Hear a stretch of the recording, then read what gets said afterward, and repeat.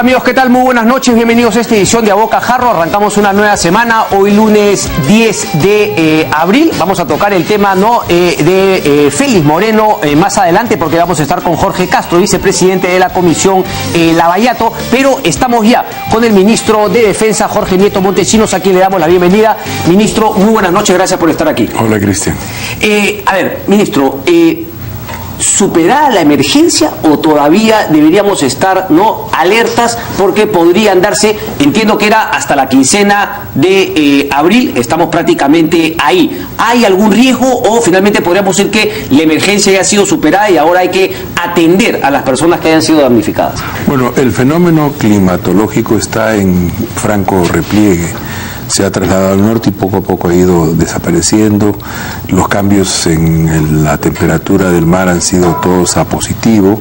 En general se ha ido arrinconando, digamos, este fenómeno que se nos presentó desde 15 de enero, un poco después, con mucha fuerza. Pero la situación de emergencia, si por emergencia entendemos no solo el fenómeno climatológico, sino la situación todavía complicada de mucha gente, sobre todo en el norte del Perú, ese todavía sigue. Hoy mismo hay zonas en el Bajo Piura que todavía están ya no con el agua en el pecho o en la cintura, pero están con el agua en los tobillos. Entonces, esa es una acción que tenemos todavía que enfrentar. Y al mismo tiempo los requerimientos para esta fase de buscar la normalización, el retorno, digamos, a una mayor naturalización de la vida, que los servicios fluyan, que las comunicaciones estén restablecidas, que la energía eléctrica esté permanente, etcétera, va a ser un proceso en el cual todavía tenemos unas semanas por delante. Okay. De modo que para efectos prácticos de quienes nos están mirando, el esfuerzo de solidaridad todavía debe continuar. Todavía debe continuar. Todavía debe continuar. Ok, digamos, la ayuda, poder, digamos, donar algunas cosas necesarias para el tema, las motobombas se les ha pedido para algunas empresas, el tema de alimentación, agua, todo eso continúa. Todavía continúa.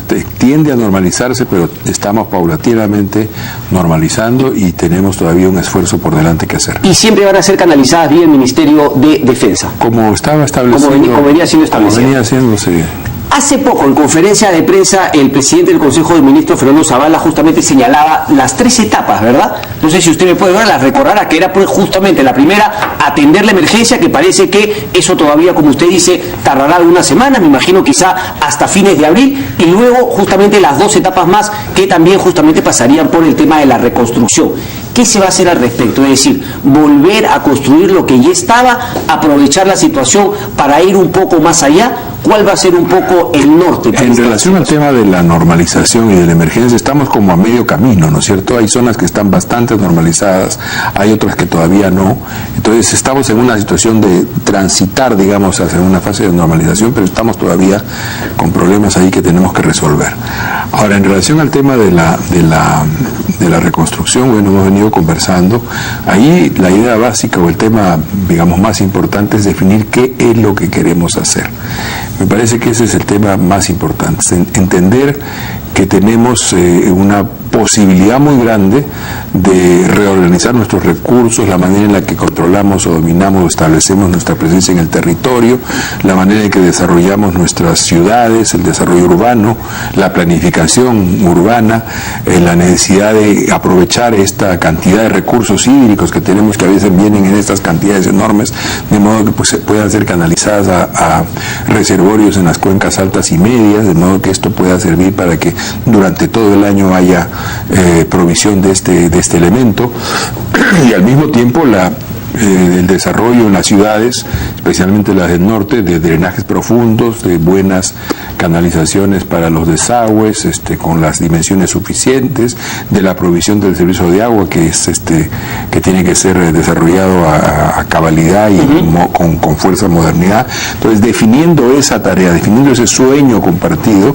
que tenemos que hacer, ver esta posibilidad, esta circunstancia adversa como una oportunidad. ¿Esa planificación ya empezó? Bueno, se está conversando sobre esta situación. En realidad hay que hacer un levantamiento completo de todos los temas que tenemos que enfrentar, pero creo que es el tema más importante, definir la dimensión de la tarea que queremos hacer. ¿Quiénes son los actores que deberían definir esa dimensión de la tarea que quieren iniciar? Bueno, el gobierno encabezado por el presidente y por el primer ministro, obviamente. Ok. incluye, y lo preguntaba, por gobiernos locales y gobiernos regionales en base a qué es lo que se necesita y justamente cuál puede ser el salto de convertir esta crisis en una oportunidad, es decir, no para reconstruir lo que ya estaba, sino por ahí hacer mejoras, el tema de la canalización del agua, ¿no? El represamiento, etcétera, etcétera. Si dentro de 5 o 6 años nosotros volvemos a estar, o 8 o 10, volvemos a estar en una situación como la que hemos tenido, debemos decir que no hemos hecho bien la tarea. Entonces tenemos que aprovechar la circunstancia para hacer un esfuerzo de dimensión histórica, como lo ha definido el propio presidente, un esfuerzo que nos permita mirar estos procesos de construcción de ciudades, de canalización de recursos, incluso de aprovechar este trabajo que se va a hacer para encauzar los ríos, generar reservorios, para ampliar nuestra frontera agrícola, no solamente para evitar que los males y la emergencia nos afecten, sino que tomemos aquí pie para poder ampliar nuestra frontera agrícola, para desarrollar nuevas capacidades energéticas, porque el agua también es energía y su canalización puede también generar recursos energéticos, en fin, o sea, una tarea de una dimensión que sea realmente un cambio de la vida para mucha gente. Mi pregunta es, ¿ese plan se tiene que empezar de cero o era un plan que ya existía? Es decir, o por ejemplo, incluido en el plan de gobierno de lo que fue, ¿no?, el planteamiento de Pedro Pablo Kuczynski como candidato y ya no como presidente. Hay muchas obras que están definidas en proyectos, hay muchas obras que se saben que se tienen que hacer, no ha habido los recursos, no se ha aprobado los procedimientos que se siguen en este tipo de casos, pero digamos, hay muchas obras que se sabe cuáles son las que tienen que hacerse. Lo que tenemos que hacer es un paquete grande de obras que nos permita tener como la dimensión de la tarea que hay que realizar y luego ir desahogándola paso a paso. Yo creo que ese es el tema fundamental. ¿Y cuándo podríamos empezar justamente a ver ese tema? ¿No? Porque se hablaba también proponer un pacto para la reconstrucción entre todos los sectores, lo planteó Richard Acuña. Suena bonito, pero primero habría que ver qué es lo que se quiere hacer en esta situación para que justamente haya una coincidencia de por ahí todos los partidos políticos y si es la población en general, mucho mejor. Yo creo que es absolutamente factible que si tenemos voy a decirlo en términos metafóricos, si tenemos un sueño compartido de lo que queremos hacer, si realmente queremos cambiar la vida, reorganizar nuestra ocupación del territorio, reorganizar el modo en que están funcionando nuestras ciudades, desplegar verdaderamente planificación urbana, evitar que se sigan produciendo construcciones en el cauce de los ríos o en el cauce de los huaicos. Si hacemos todo eso y que además no solamente nos planteamos el problema de evitar, digamos, como decía hace un rato, los males que están planteados en esta actitud de emergencia, sino además proyectarlos más allá, entonces yo creo que es factible hacer este esfuerzo como hemos enfrentado la tarea de la emergencia, todos juntos. Ok, pero por ejemplo, ya porque parecía en un momento que estamos hablando no de cosas un poco etéreas, pero en términos concretos, por ejemplo, se comenzó a barajar algunos montos de lo que iba a costar volver a la normalidad y también por ahí aprovechar un poco la situación. Hubo una cifra que soltó usted, ministro, luego el ministro Torne la corrigió y al final el presidente Kuczynski dijo que no había ni una definida y de alguna manera dijo que ninguna de las dos era la correcta. No se sabe todavía cuál es la cifra y claro, uno pregunta, la cifra no es lo importante, pero la cifra podría marcar cuál es un poco el derrotero que ya tiene el gobierno para empezar con esas obras que para muchos sectores son urgentes. Mira, lo importante aquí más que la cifra es la dimensión de la tarea.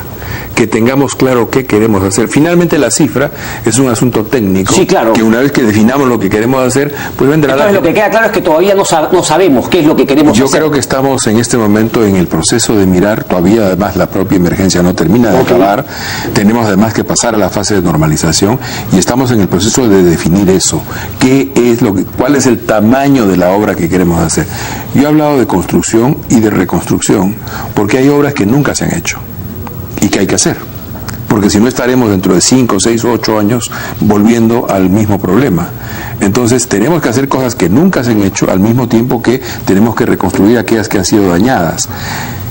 Y adicionalmente, esa construcción y reconstrucción tiene que ser pensada no solamente en términos de evitar, vuelvo a repetir, la situación de emergencia, la desgracia, tal como nos ha ocurrido, la inundación, el desborde, el huaico, sino que tiene que ser pensada también, porque esa es la oportunidad histórica que se nos ofrece en esta circunstancia, tiene que ser pensada también en en el despliegue de mayores capacidades productivas para el país, tanto en términos energéticos como en términos de frontera agrícola. Claro, aprovechar justamente ese tema para el represamiento y aumentar la frontera agrícola, ¿no?, en no sé cuántas hectáreas. Ahora, usted ha dicho una cosa muy interesante, porque dice, ¿no?, si en 8 o 10 años, cuando vuelva a pasar, digamos, un fenómeno climático como el que hemos vivido, y la destrucción es similar o peor, quiere decir que habremos fracasado justamente en la obra que, como usted dice, a partir de ahora se van a poner a desarrollar, ¿no? ¿Cuál es este sueño en común?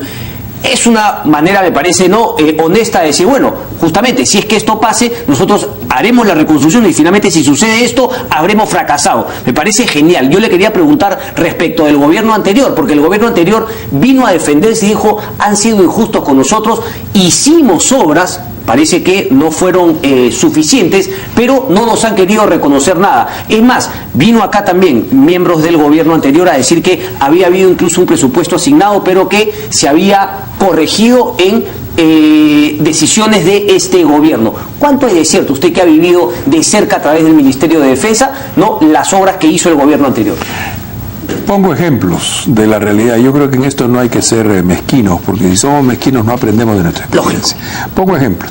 Las mallas de las quebradas de Chosica, de Santa Eulalia, de esa zona, detuvieron rocas. Cuando hemos visto el Guayco en esa zona, a diferencia de otros años, fue el discurrir de agua con lodos ligeros. No fue como otras veces rocas, árboles, ramas que tienen una capacidad destructiva mucho mayor. ¿Eso es por qué? Porque se pusieron unas mallas que contuvieron ese material en las alturas. Y entonces fluyó básicamente agua con lodos ligeros. Ahí ha funcionado. El río en Piura, pues hubo un proceso de ensanchamiento del río, soportó niveles de metros cúbicos por segundo bastante grandes, bastante por encima de lo que se pensaba, pero finalmente no se hizo eso, pero se puede hacer más. Claro que se puede hacer más. Entonces, la idea básica aquí, ¿cuál es? Allí donde ha habido obras de prevención, estas en general han funcionado. Allí donde no ha habido, y hay sitios donde no ha habido obras de prevención, la desgracia ha sido mayor.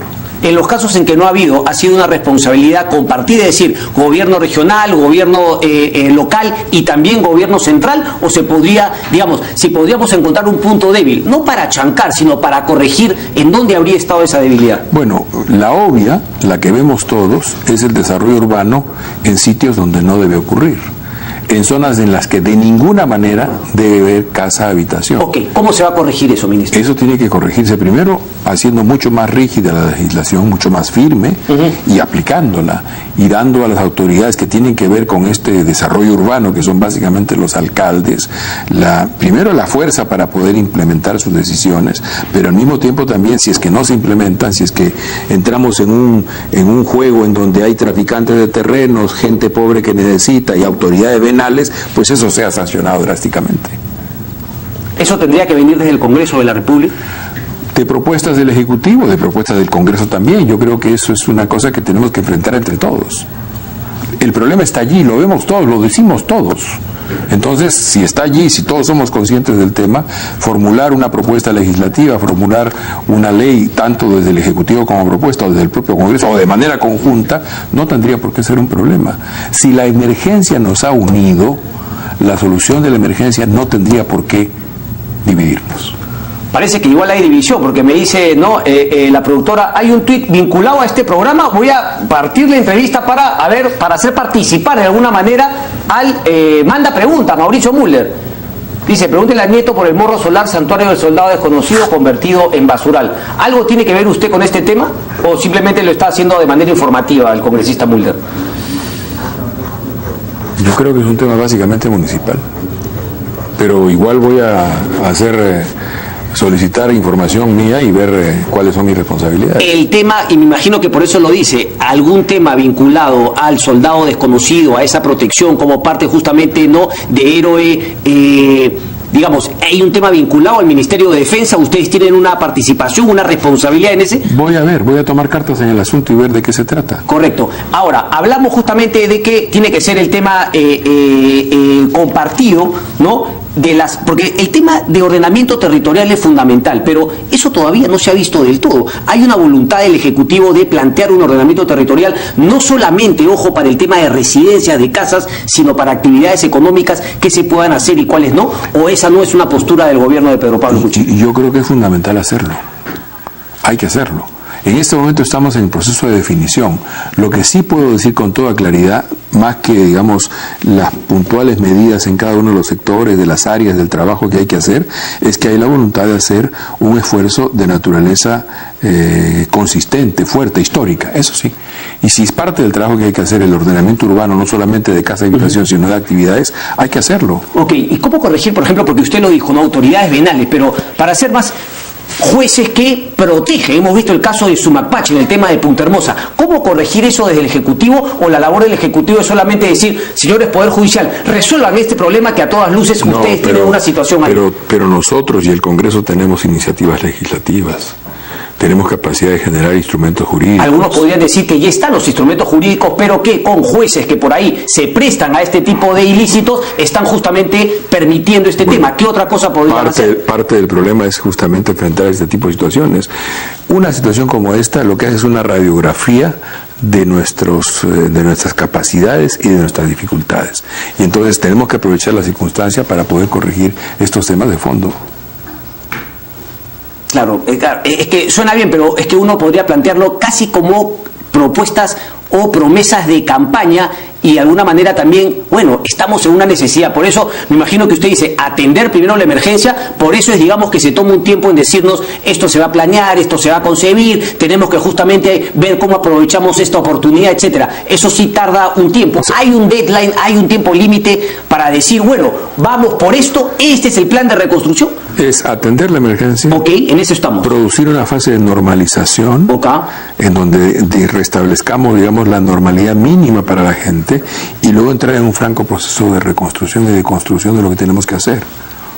¿Cuánto puede tardar ese proceso? No lo sabemos. No lo sabemos, no lo podemos saber. Eso depende de nuestra manera. Desgraciadamente siempre se trae a colación algunas comparaciones, y está el caso de Pisco, que ha sido mucho más grande, pero en Pisco también, por ahí no se definió un plan, qué es lo que se quería hacer, no hubo tiempos límite de decir, bueno, esto y esto y esto, y finalmente aquí todavía sigue el tema de quién va a manejar la reconstrucción. Primero se habló de un SAR, después dijo que no, iba a ser la presidencia del Consejo de Ministros, pero igual el presidente ha dicho que se va a crear un cargo para que dirija este tema.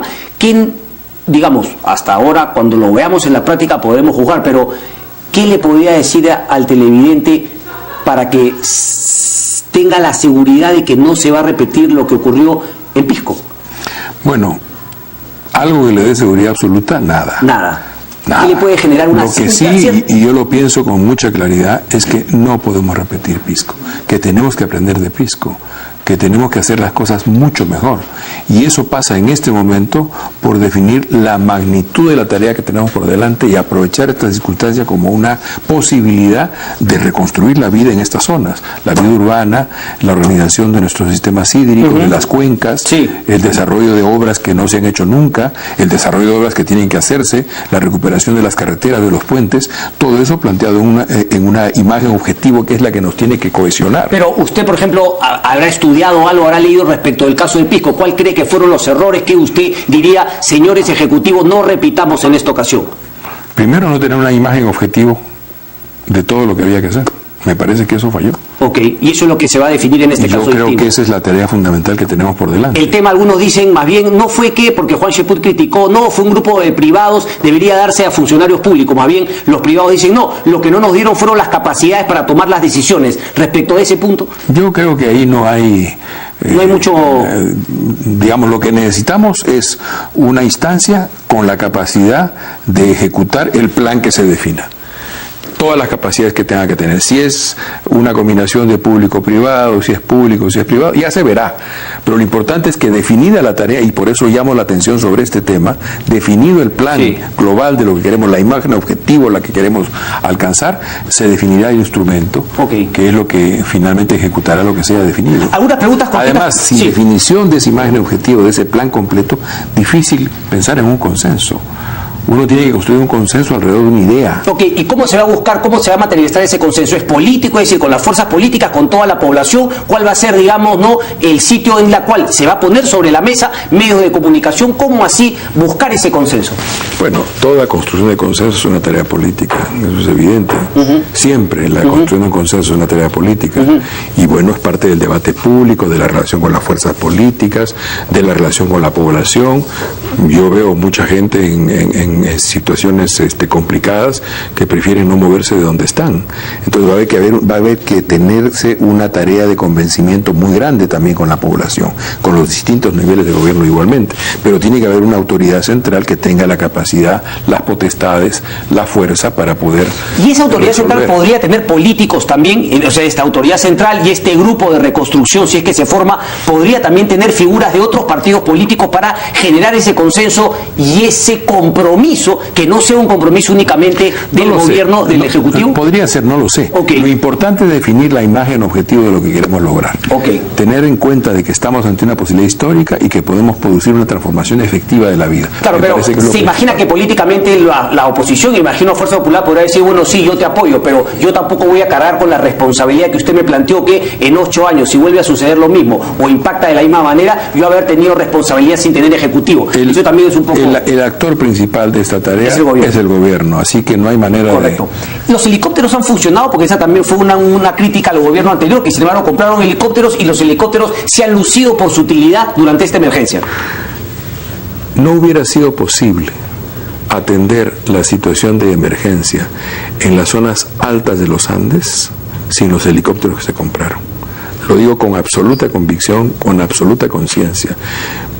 Varios ministros que han estado en las zonas en las cuales se requería llegar a sitios donde la carretera estaba cortada, donde la carretera se había caído, solamente podían llevar ayuda humanitaria en helicóptero y con enormes dificultades, porque conforme el aparato sube más alto, tiene menos capacidad de carga, o no en todos los lugares hay capacidad de abastecimiento. Entonces, con todas esas dificultades, el ataque, vamos a decirlo así, a las necesidades de la población en la Sierra Sur de Lima, en la Sierra Centro de Lima, en la Sierra Norte de Lima, en la zona de la región Lima, en la zona de Ancash, en la Sierra de Piura, no hubiera sido posible sin los helicópteros.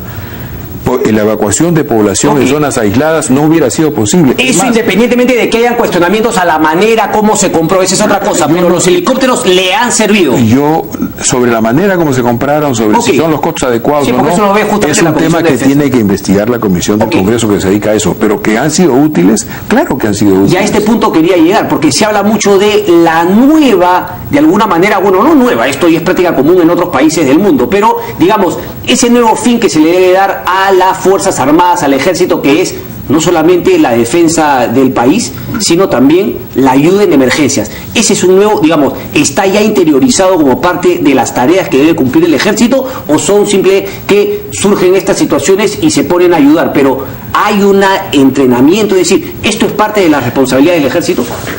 De las Fuerzas Armadas.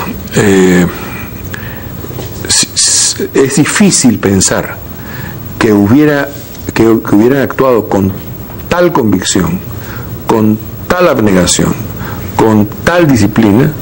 Quizás la disciplina podríamos quitarla porque es una tarea del Ejército, pero la decisión, la manera en la que los mandos, los oficiales, pero eso puede ser patriotismo también que toda la ciudadanía mostró. Me pregunté si que esta va a ser una nueva labor del Ejército. Las Fuerzas Armadas vienen discutiendo un concepto multidimensional de la seguridad, y eso incluye la seguridad de la vida humana en este espacio nuestro que es el Perú. Y entonces proteger la vida humana nos hace mirar otro tipo de riesgos, otro tipo de amenazas. Por ejemplo, aquellas derivadas del cambio climático. Y eso tiene que ser, es ya discutido, incorporado en la manera en la que las Fuerzas Armadas miran sus tareas, pero tiene que ser, por supuesto, perfeccionado. Hemos discutido con los mandos, por ejemplo, la necesidad de formar 4 batallones militarizados de emergencia: Amazonía, Norte, Centro y Sur. Y quizás teniendo estos cuatro batallones militarizados de emergencia, tener también un protocolo en las Fuerzas Armadas que allí donde ya las capacidades de estos batallones comienzan a llegar a su máximo de capacidades, se activan protocolos para que se incorporen nuevas fuerzas en la tarea de atender las situaciones de emergencia distintas. Y por supuesto, para equipar estos batallones va a requerirse recursos, entrenamiento, capacitación, o sea, buscar otras experiencias. Esto se queda para ser parte justamente de las tareas también de las Fuerzas Armadas. Este tipo. Pero sin ninguna duda. Ok. Ahora, lo otro, porque también se habla justamente de la defensa y surge el tema del BRAEM. Un atentado, efectivos muertos. ¿Cómo va la situación en el BRAEM? Digamos, ¿han tenido que priorizar o las prioridades se han podido dar en todos lados? ¿Y cómo finalmente va esa lucha? ¿Cuándo podríamos tener resultados del BRAEM? Mientras hemos seguido desarrollando nuestra acción en la emergencia, como se ha visto que lo hemos hecho, hemos seguido desarrollando nuestras responsabilidades en el BRAEM. Yo la semana anterior he tenido una reunión en la cual se ha discutido estas cosas, hemos estado siguiendo muy atentamente, permanentemente estoy en diálogo con el jefe del Comando Conjunto, el almirante Paredes, siguiendo esta situación. Y cuando se produjo el atentado y el asesinato de estos 3 policías que murieron en la zona de emergencia, el Ejército y las Fuerzas Armadas y el Comando Conjunto actuaron rápidamente y están en este momento actuando en la zona. O sea, no se ha distraído en absoluto la tarea de seguridad en el BRAEM por la atención de las tareas de emergencia. 15% ha subido el presidente en la zona norte y 10% en el total a nivel nacional. ¿Cree que tiene todos los fundamentos para que se mantenga sostenible en el tiempo o es positivamente, y claro está, siempre una subida, sobre todo en un país de poca institucionalidad como el nuestra, que el presidente tenga justamente una popularidad importante? Pero creo que se pueda mantener, o es un tema por la reacción que han tenido positiva para muchos frente a la emergencia en el norte del país. Claro que se puede mantener. ¿Qué se tiene que hacer? Si hacemos lo que tenemos que hacer en el proceso de normalización y reconstrucción, si planteamos una gran obra que... Sí, pero eso sería un cambio, digamos, de tendencia, o sea, ese se podría ser un cambio sustancial. ¿Usted cree que este cambio ya se dio? Es decir, ¿esta es una nueva tendencia? O, como usted dice, bueno, tendríamos que justamente relanzar. Bueno, no, claramente hay un cambio de tendencia. Sí, ya lo hay. Claro, ha subido. O sea, ya la tendencia cambió. Sí, es cierto. ¿No es cierto? Está en subida, eso es claro. Ahora, sostener ese cambio de tendencia supone que hagamos las cosas que tenemos que hacer. El mensaje político tiene que ir en relación a la dimensión de la tarea que tenemos que enfrentar, a la convocatoria de todos los actores y a colocar esto en el consenso nacional. Bueno, ojalá sea así, finalmente se pueda mantener ese tema, ¿no? Y lograr finalmente esa gran oportunidad que se presenta. Rapidito, son cosas cortitas, ¿no? La ley de medios, por ejemplo, ¿cuál es su opinión al respecto? No he seguido con detalle el tema de la ley de medios, la verdad, pero creo que todos estamos de acuerdo, todos, Sí. Todos estamos de acuerdo en que la libertad de expresión no puede ser atacada. Eso es claro. Ya luego hay una discusión de si corrupción y medios, etcétera, pero es lo mismo que corrupción y política o corrupción y empresa. Todos estamos en contra de la corrupción. ¿El tema de crímenes de odio también se debió aprobar? El tema de crímenes de odio. Parece que fue un tema también, una derogatoria que planteó Fuerza Popular, porque dijo que esa no era parte, justamente cuando lo que quería era incluirse los crímenes de odio por orientación sexual. Han mencionado un tema de naturaleza procedimental, sí, ¿no? Que no estaba incluido. Mire, no he seguido otra vez el tema, he estado metido en la emergencia, es de la verdad, Cristian. Vale. He estado metido al 100, pero si quieres saber mi punto de vista sobre el tema de los crímenes de odio, estoy absolutamente en contra de los crímenes de odio. Sí, me queda claro. Ahora, con esto termino, ministro, porque lo hablábamos antes de que usted entre al Ejecutivo, el tema de una reforma, una lucha contra la corrupción. Recuerdo en su momento que lo conversábamos respecto incluso de seguir el modelo, fue Otto Pérez, fue en Nicaragua, en Guatemala. En Guatemala, ¿verdad? Pero al final mucha gente se oponía a esto, pero de alguna manera nos ha venido de afuera. La pregunta es, ¿estamos reaccionando a denuncias y a un destape de corrupción internacional o cree que está cambiando la situación de la lucha contra la corrupción en el Perú? Y le doy un ejemplo, vamos a hablar en breve de Félix Moreno, pero Félix Moreno ha tenido y tiene varias investigaciones en el Poder Judicial del Callao y ni una ha avanzado 1 milímetro. Y sin embargo, por el caso Odebrecht, de afuera, el señor Moreno está ahora detenido. ¿Cuál es la situación real? Yo creo que son las dos cosas. Evidentemente esta investigación ha empezado afuera. Evidentemente la confesión que hizo la empresa Odebrecht de que había usado $29 millones para corromper a funcionarios públicos en el Perú, no solamente fue una confesión de parte, sino que generó, digamos, una situación nueva en el país. Entonces, efectivamente hay un proceso que viene de fuera, de investigaciones que se desarrollan en Estados Unidos, en Suiza, en Brasil, por supuesto. ¿Pero por qué no se avanzó un ápice con Félix Moreno y recién ahora con la información de Chavite, de Boleira y de Odebrecht es que termina el señor en prisión? Porque me imagino que los procesos tienen sus plazos y porque hay, bueno, en el Callao, mi opinión, ahí hay una cosa que no está clara. ¿Por qué no avanzó en el Callao? Pues que no, puede haber habido connivencia, no lo sé. Ok. ¿No? El proceso ahora está avanzando en otra instancia jurisdiccional. No está en el Poder Judicial del Callao. Claramente. Entonces, probablemente puede haber pasado, no lo sé, pero probablemente puede haber pasado cosas parecidas a las que pasaban en Ancash, en donde procesos que se desarrollaban ahí, pues no fructificaban. Bueno, pero mi tema es, entonces, no basta con seguir de cerca el caso Odebrecht. El Poder Judicial y el Ministerio Público tienen algo que decir y rápidamente respecto de lo que ha venido ocurriendo con el sistema de justicia en el Callao. El Poder Judicial, el Ministerio Público y la sociedad. Y la sociedad. Tenemos que estar, bueno, pero nosotros le hemos venido diciendo, Félix Moreno, por favor, a Juan José Garrido de Perú 21 le metieron y el Consejo de la Prensa Peruana le dio la razón a Félix Moreno. ¿Por qué? Porque estaba apoyado por el Poder Judicial y por el Ministerio Público en el Callao. Y tenemos que seguir insistiendo, Cristian. Vamos a seguir. Nosotros debemos erradicar la corrupción de la vida pública peruana. Definitivamente. Buena parte de los problemas que enfrentamos, ¿qué son?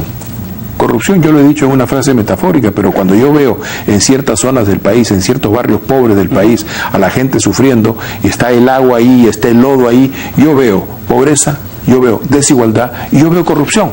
Porque las obras que debían haberse hecho no se hacen. Entonces es fundamental también. Metafórica, me imagino, fueron las palabras también del presidente Kuczynski que el día de hoy que había que colgarlos. Sí, es una forma metafórica de hablar, por supuesto. Él no está pensando en colgar a nadie.